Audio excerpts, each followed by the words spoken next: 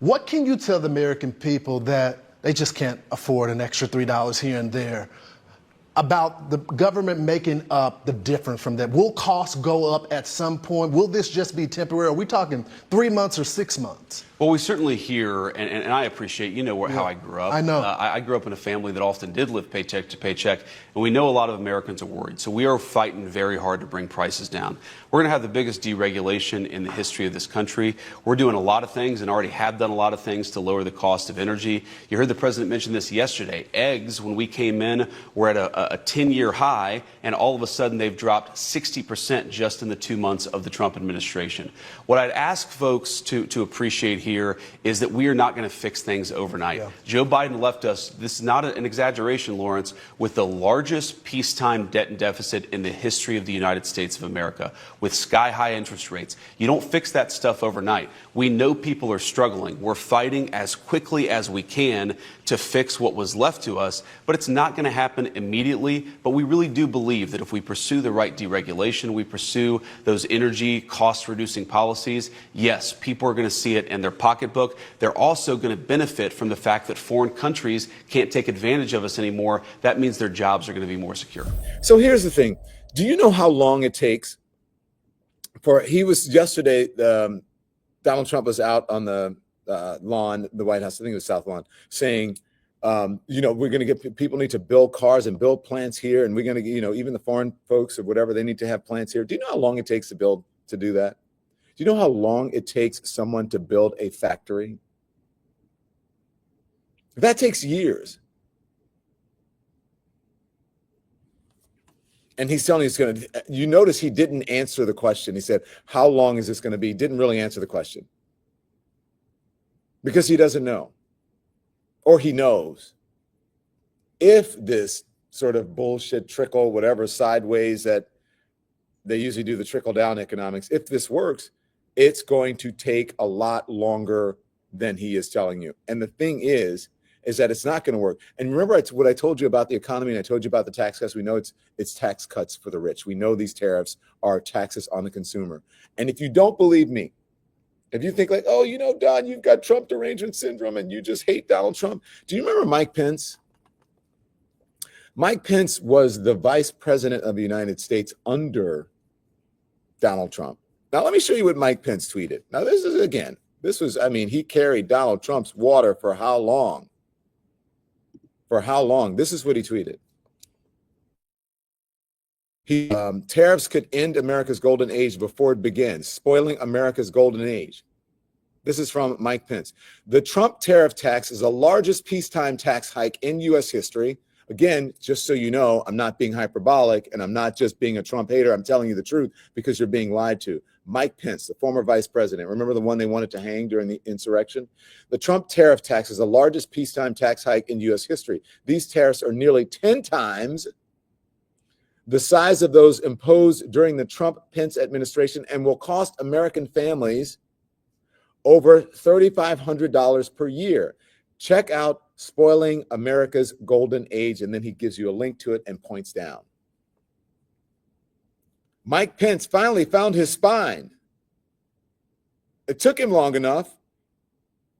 Maybe Karen Pence gave it back to him. Finally found his spine as he was shaking hands with the president at Jimmy Carter's funeral, and Karen Pence said, nope, I ain't got time for that.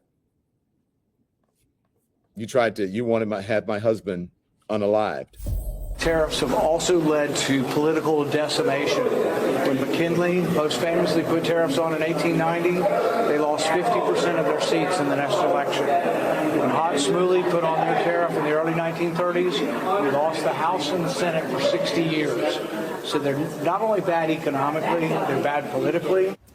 Okay. President Trump touted Rand Paul, another, MAGA-ish sycophant, saying these tariffs are terrible. There you go. Listen, this is not even the gold standard. I would call him the platinum standard of Republican presidents. They love him. This is their God king before Donald Trump. Well, he was their God. Donald Trump is their God king. This is what Ronald Reagan said about tariffs. Those of us who lived through the Great Depression, The memory of the suffering it caused is deep and searing. And today, many economic analysts and historians argue that high tariff legislation passed back in that period, called the Smoot-Hawley Tariff, greatly deepened the Depression and prevented economic recovery.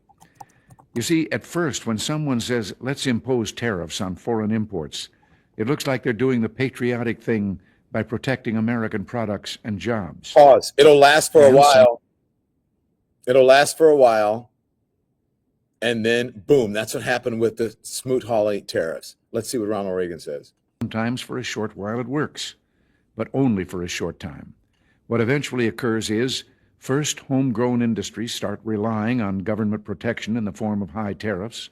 They stop competing and stop making the innovative management and technological changes they need to succeed in world markets.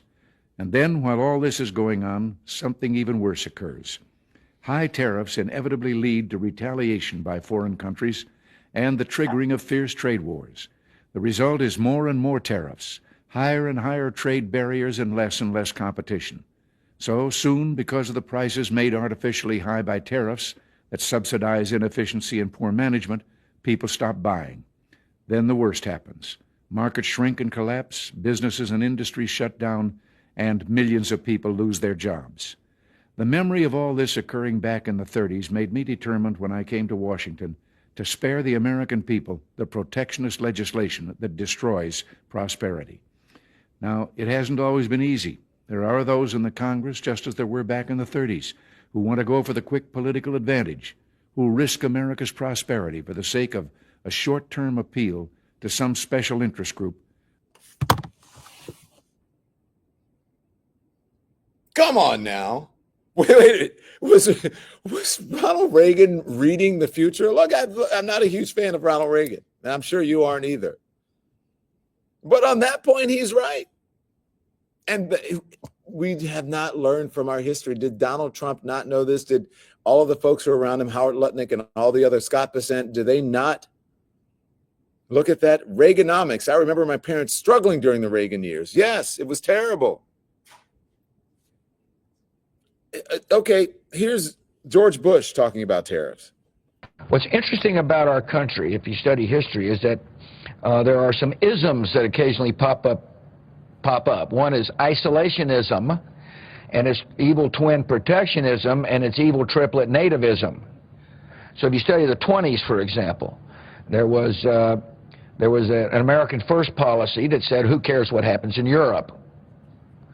Well, what happened in Europe mattered eventually because of World War II. There was Smoot-Hawley, which was a part of an economic policy, which basically said we don't want trade. In other words, let's throw up barriers. And there was an immigration policy that I think during this period argued we had too many Jews and too many Italians, therefore we should have no immigrants. And my point to you is we've been through this kind of period of isolationism, protectionism, nativism. I'm a little concerned that we may be going through the same period.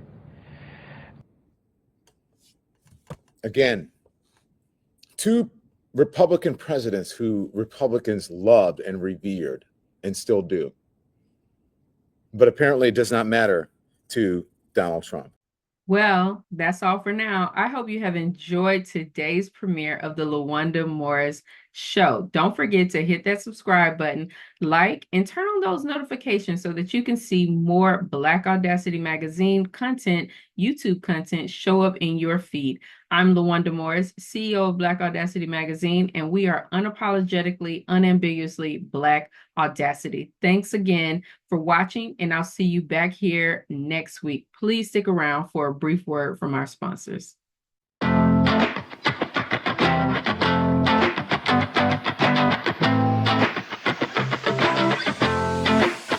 Thank you so much to our sponsor, Black Skin Beauty. Black Skin Beauty is that black don't crack kind of beauty, y'all, that we all want, and now that we all can have with Black Skin Beauty's new youthful regimen. Black Skin Beauty can help you get your skin all the way together. Black Skin Beauty offers a revolutionary 3-step youthful skin regimen to help your skin look and feel younger than ever before. Check out their website at www.blackskinbeauty.com. That's BLKSKNBEAUTY.com to enter for a chance to win free products and to get 10% off. Black Skin Beauty, that black don't crack kind of beauty. Check them out on Instagram today at Black Skin Beauty.